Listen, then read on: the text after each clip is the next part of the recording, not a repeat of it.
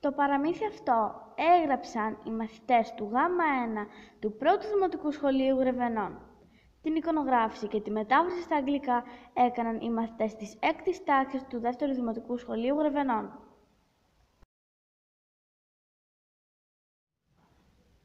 Η μαγεία των νεραϊδών. Μια φορά και έναν καιρό, σε μια πολύ όμορφη χώρα τη Συρία, ζούσαν κάποτε 5 πανέμορφες νεράιδες που η κάθε μία είχε τη δική της μαγεία και βοηθούσαν τους ανθρώπους που χρειάζονταν τη βοήθειά τους.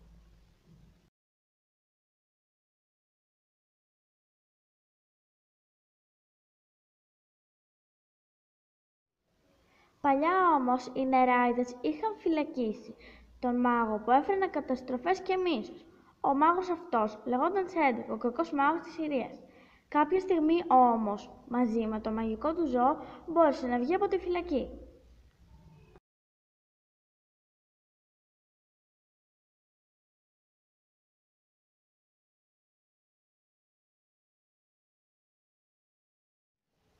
Τότε άρπαξε τον ήλιο και όλη η χώρα και οι άνθρωποι έμειναν χωρίς ήλιο και γι' αυτό δεν καταλάβαιναν πότε είναι πρωί και πότε είναι βράδυ.